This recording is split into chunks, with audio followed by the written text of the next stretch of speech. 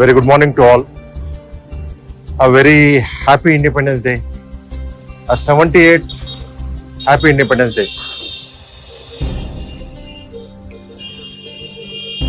God's precious gifts are always valued.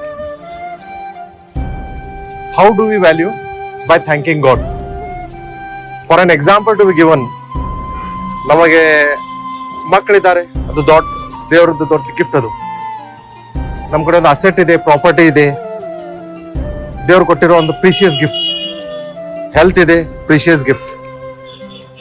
ಇದೆಲ್ಲದಕ್ಕೆ ನಾವು ಬರೇ thanks ಅಂತ ಹೇಳೋದ್ರಿಂದ ಉಪಯೋಗ ಇಲ್ಲ.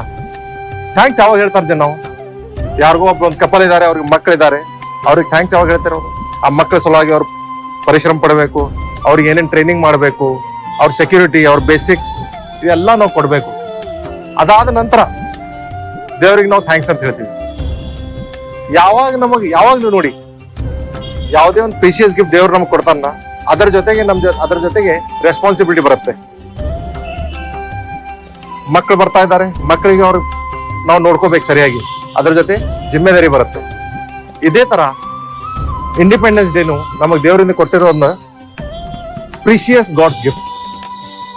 ಹಾರ್ಡ್ಲಿ ನಾವು ಯಾವಾಗಾದ್ರೂ ದೇವ್ರಿಗೆ ನಾವು ಥ್ಯಾಂಕ್ಸ್ ಹೇಳಿರ್ಬೋದು.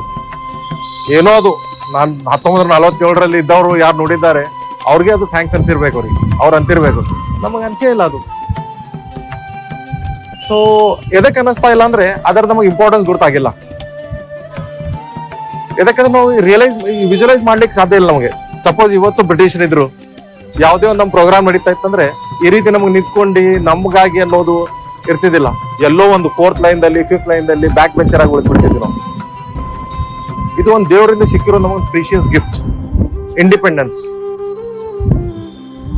ದೇವ್ರದ್ದು ಇನ್ನೊಂದು ಒಂದು ರೂಲ್ ಇದೆ, ರೂಲ್ ಆಫ್ ನೇಚರ್. ಯಾವ ವಸ್ತಿಗೆ ನಮಗೆ ವ್ಯಾಲ್ಯೂ ಇಲ್ಲ, ದೇವ್ರ ಅದನ್ನ ತೆಗೆದು ಬೇರೆ ಕಡೆ ಇಟ್ಬಿಡ್ತಾನೆ. ನನಗೆ ಈ ಪೆನ್ನಿನ ಗಿಫ್ಟ್ ವ್ಯಾಲ್ಯೂ ಇಲ್ಲ, ಈ ಪೆನ್ ಬೇರೆ ಕಡೆ ಇಟ್ಬಿಡ್ತಾನ ನಾವು. ಸೊ ಅದರ ಸಲುವಾಗಿ ನಾವು ಇದನ್ನ ರಿಯಲೈಸ್ ಮಾಡ್ಕೋಬೇಕು. ಎಷ್ಟೋ ನಮ್ಗೆ ಏನೋ ತಿಳಿಯುತ್ತೆ, ನಮ್ಗೆ ಈ ವಯಸ್ಸಲ್ಲಿ ಇದೀವಿ, ಆದ್ರೆ ಈ ನಮ್ಮ ಮಕ್ಳು ಇದಾರಲ್ಲ, ಇವ್ರಿಗೆ ತಿಳಿಯೋದು ಇನ್ನೂ ಕಷ್ಟ. ಇನ್ನೊಂದು 50 ವರ್ಷ ಆಯ್ತು, 100 ವರ್ಷ ಆದ್ಮೇಲೆ ನಮ್ಗೆ ಯಾವ ರೀತಿ ನಮ್ಮ ಪರಿಕಲ್ಪನೆ ಉಳಿಬಹುದು ನಮಗೆ ಇಂಡಿಪೆಂಡೆನ್ಸ್ ಡೇ ಅಂದ್ರೆ.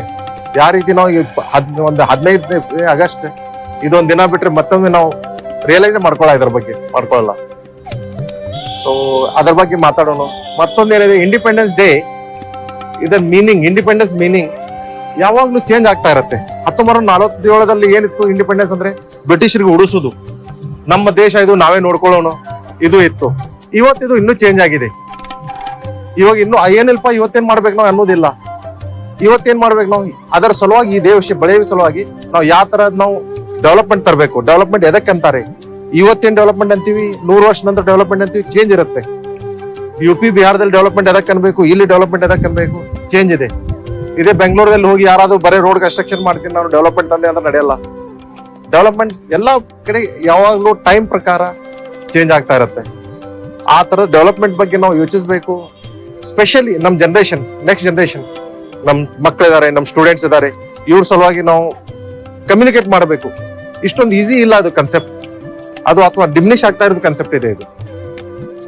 Thank you very much. Happy independence day again.